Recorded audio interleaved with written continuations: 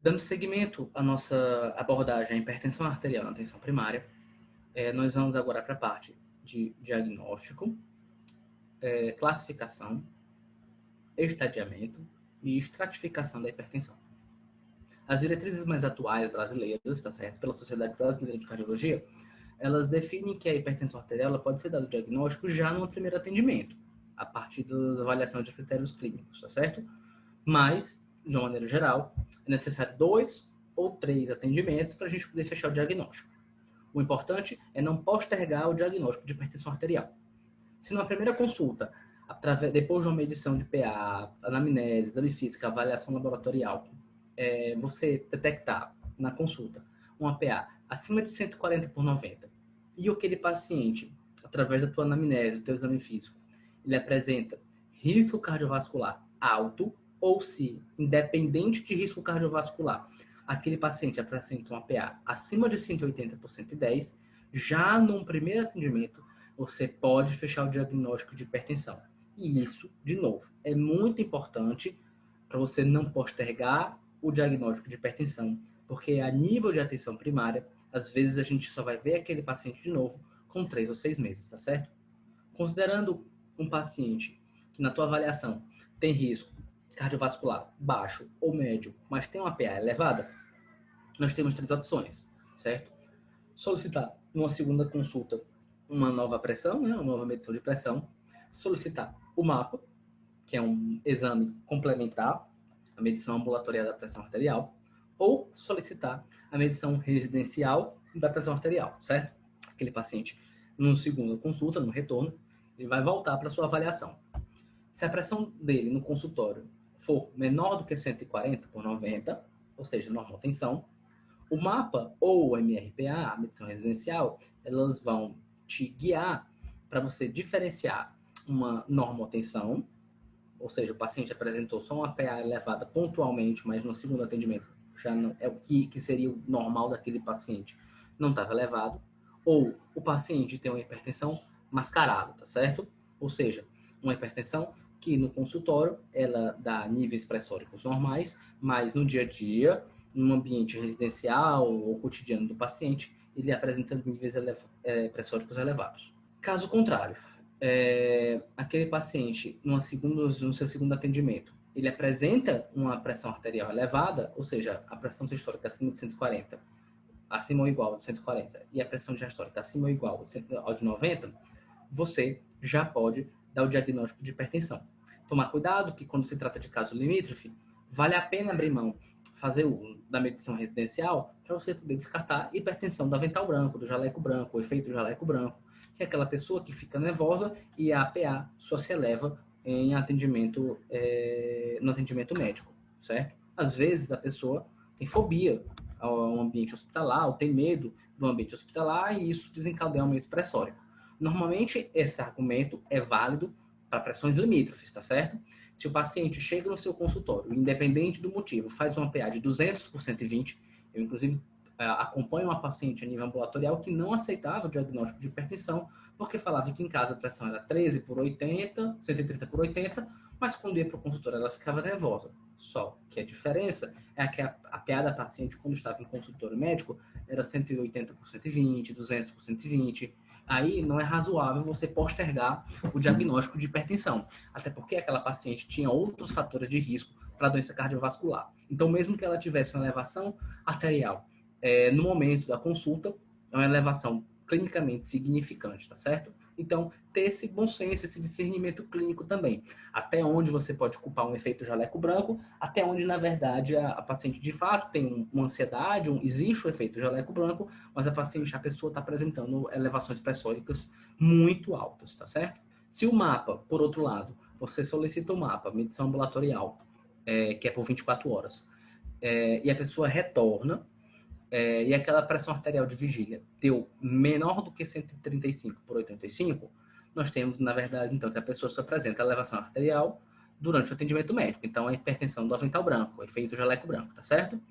Se a pessoa retorna para você com um mapa e a pressão arterial está maior do que 130 por 80 nas 24 horas, portanto, considerando vigília e sono, nós temos o diagnóstico de hipertensão. Se aquela pessoa volta para você com a medição residencial, o registro residencial de pressão arterial, e você faz o cálculo da MRPA e aquela pressão dá menor do que 135 por 85, pronto, você tem um diagnóstico de efeito jaleco branco, hipertensão do jaleco branco, do avental branco, ou seja, a pessoa só apresenta elevação arterial no momento da consulta médica. Se aquela pessoa, numa segunda consulta, volta e aquela pressão continua elevada, portanto, acima de 135 por 85, você fecha o diagnóstico de hipertensão, certo?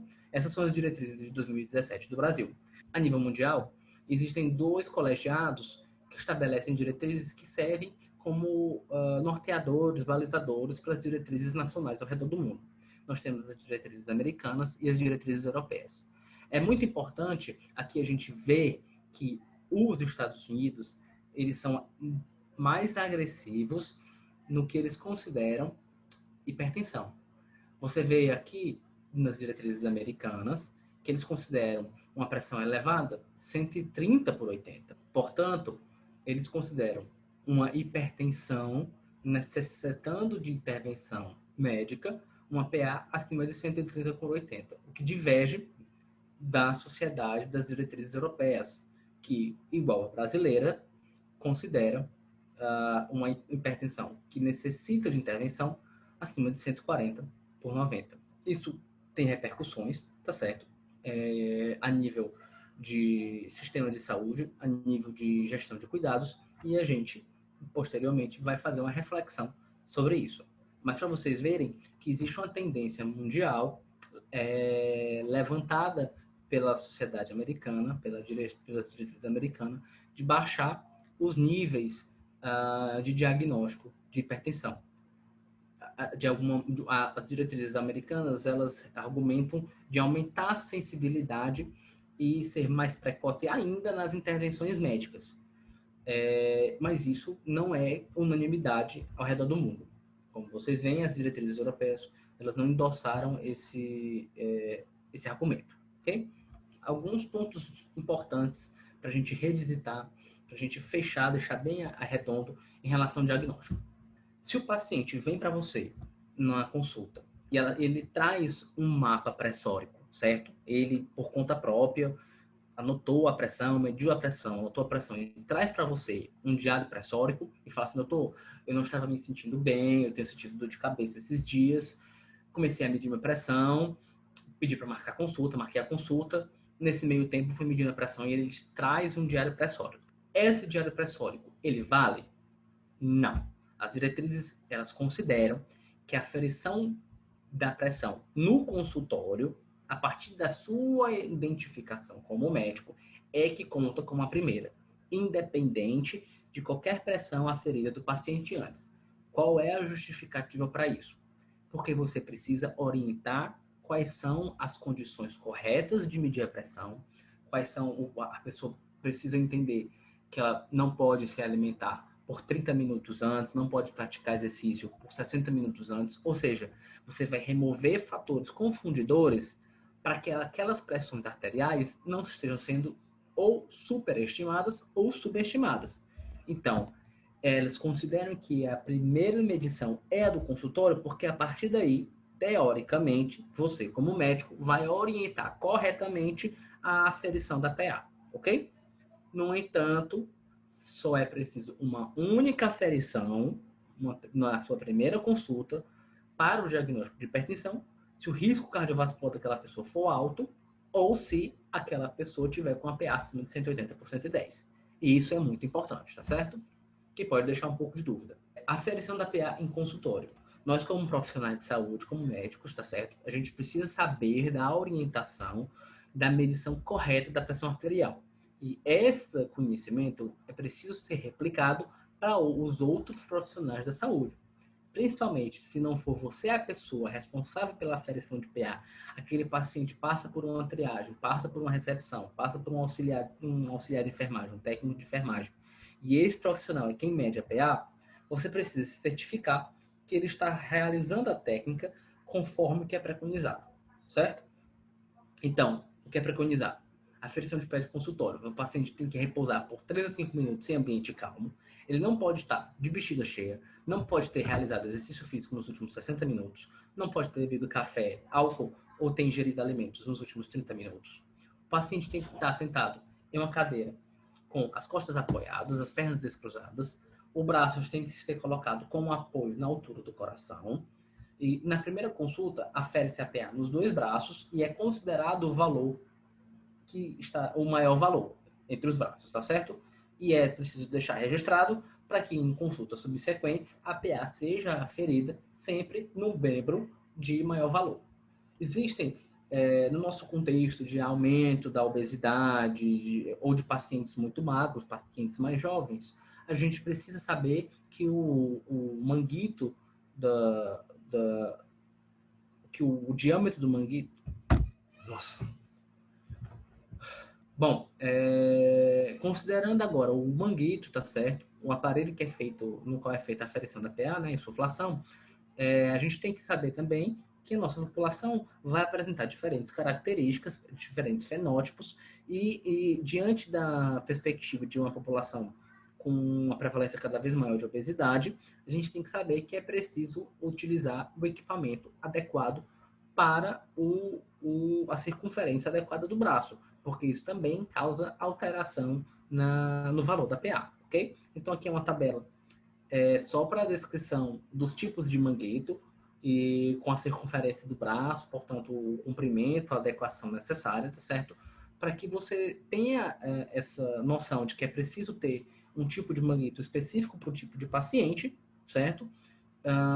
E que existe relevância na diferença entre usar um manguito adequado e um manguito não adequado.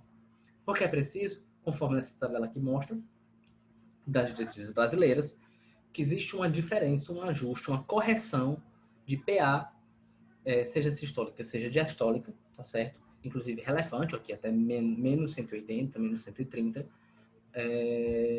a partir de um manguito de tamanho padrão. Então pode haver uma alteração relevante no valor da tua PA, a depender do manguito que você usa. Vamos agora para as técnicas de medição. A medição residencial, certo, da pressão arterial, ela é uma excelente tecnologia de fácil acesso, né? Você pode orientar o paciente e o paciente tendo o aparelho de insuflar, o aparelho de medir pressão em casa, né? Seja o automático, seja semiautomático, portanto que seja insuflatório, ele pode fazer essa verificação em casa. E isso traz para você informações importantes. Quais são as qualidades da medição residencial da pressão arterial, né? Ela é uma melhor preditora de mortalidade, porque ela consegue reproduzir melhor o comportamento diário da pressão arterial. Ela também é uma medida, serve como medida de educação e promoção em saúde, ou seja, você consegue, ela tem efeito positivo no engajamento do paciente. Se aquele paciente começa a perceber que aquela doença é uma doença silenciosa, ele não está sentindo nada, mede a pressão e a pressão está elevada, começa a desmistificar um pouco aquele mito, aquela fantasia de que a pressão só está elevada quando a pessoa tem uma cefaleia tensional, né? Que as pessoas, o paciente chega para você, doutor, eu estava sentindo dor de cabeça, medi a pressão e a pressão estava alta. E às vezes a própria dor levou a pressão. E a pessoa tem que começar a perceber que a hipertensão é um fator de risco, é uma doença silenciosa. Então, ela fazer esse acompanhamento a nível residencial, ela vai conseguir ver essas variações da PA em casa, tá certo? Tomar cuidado com pacientes de saúde mental ou pacientes que estão passando por sofrimento mental, porque você pode desencadear um comportamento obsessivo. Eu, inclusive, tenho uma paciente que adquiriu esse tipo de comportamento. Ela só jantava se medisse a pressão, e se a pressão desse normal. E se ela não medisse a pressão à noite, ela não conseguia dormir, porque tinha medo de morrer durante o sono. É uma paciente que já tinha um diagnóstico de toque, dentre os pensamentos obsessivos. Tinha esse pensamento e está fazendo acompanhamento. Então, só para você tomar cuidado, para você não desencadear um comportamento obsessivo num paciente que já tem características que favorecem esse tipo de comportamento, tá certo? O único ponto negativo, assim, de maior relevância na medição residencial é que ela não avalia o comportamento pressório no sono, porque existem fatores de risco, por exemplo, a apneia do sono, que também são muito relevantes, estão implicados em morte por doenças cardiovasculares e que você precisa identificar. O que é preconizado para você fazer a medição residencial da pressão arterial? É preciso um aparelho automático ou semiautomático? Existem aplicativos de smartwatches, né? Os relógios que têm aplicativos, enfim, ou aplicativos de telefone que eles dizem que fazem a medição arterial. Esses aplicativos, qualquer outro método que não seja método de insuflação, ele não é recomendado, não é preconizado, não tem valor diagnóstico nem de segmento nenhum. Isso pode mudar futuramente, claro, mas ainda atualmente, até 2020, as diretrizes atuais, que são vigentes hoje a nível global, elas ainda não reconhecem métodos não insuflatórios, ok? E um ponto importante, a medição residencial, ela é uma média de todas as medições naquele intervalo de dias. Não adianta você passar o olho por cima e achar, não, tá tendo muito, tem mais de um jeito, tem mais do outro. É um trabalho mesmo, mas é porque é preciso ser preciso. Você vai ter que fazer uma média de todas as aferições naquele intervalo de dias para você poder chegar ao valor da sua MRPA. E como é que você vai orientar o paciente para fazer essa medição em casa?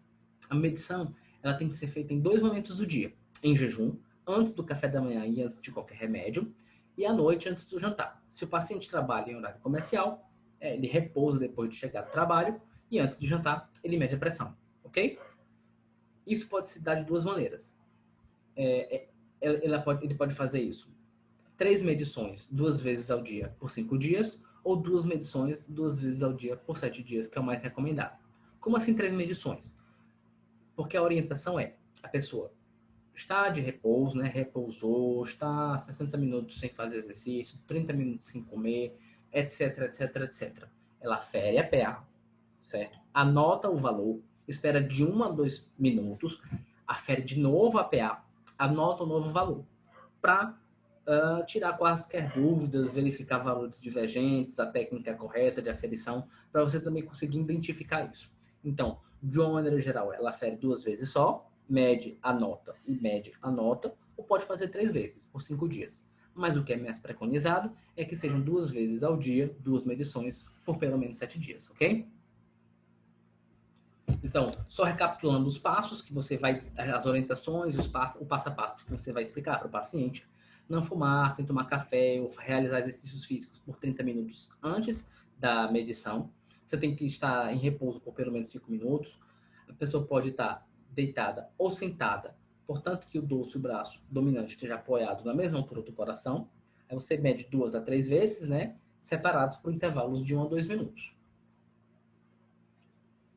A medição residencial, a média considerada anormal, se ela estiver maior ou igual a 135 por 85.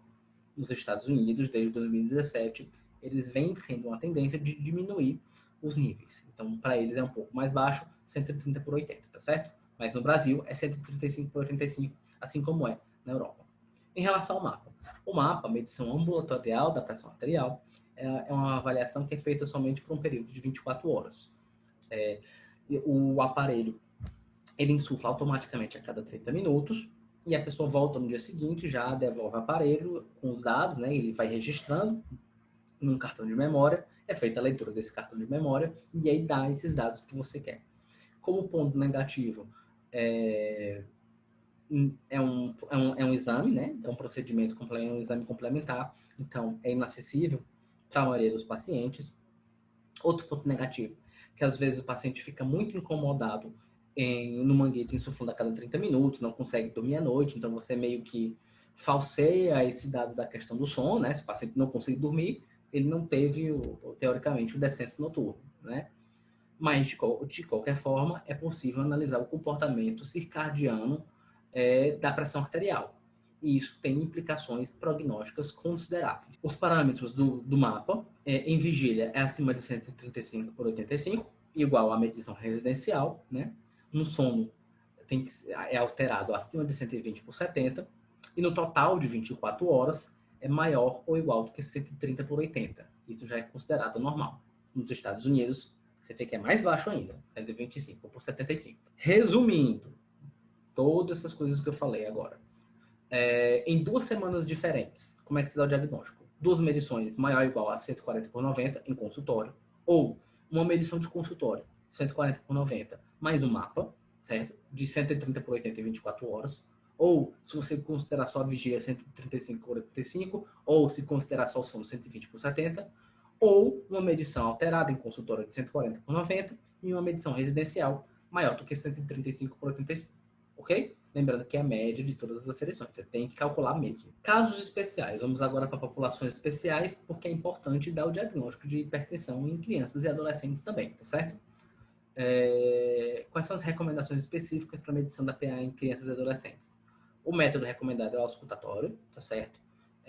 Então, não é por aqueles aparelhos automáticos, tem semiautomáticos. A questão das bolhas, né, de K1 e K5. Se for dado o método, ou se for usado o método oscilométrico, o equipamento precisa ser validado. Se for detectado hipertensão arterial no método oscilométrico, precisa ser confirmado pelo método auscultatório, né? Que é o método automático, sem automático, né? Os manguitos, eles têm que estar adequados, ok? Para o fenótipo daquele paciente, seja criança, seja adolescente. Mesmo em crianças menores de 3 anos de idade, pode haver indicação de fazer o rastreio por hipertensão arterial quando há necessidade de terapia intensiva neonatal, cardiopatias congênitas, doenças renais, etc, etc. Em crianças e adolescentes, resumindo, revisando, usar o manguito de acordo com a circunferência do braço, tá certo? Especificamente para eles, ainda não houve uma mudança das diretrizes, então, assim, nesse ponto, de solicitar 3 ocasiões distintas, né? Que antes eram 3 ocasiões distintas, as diretrizes mais atuais já preconizam que em 2 ocasiões já pode ser dado o diagnóstico. E é necessário utilizar uma tabela de percentil de acordo com sexo, altura e idade, ok? É considerado pré-hipertenso aquela criança ou adolescente com percentil acima de 90, hipertenso grau 1 acima de 95, hipertenso grau 2 acima de 99, tá certo?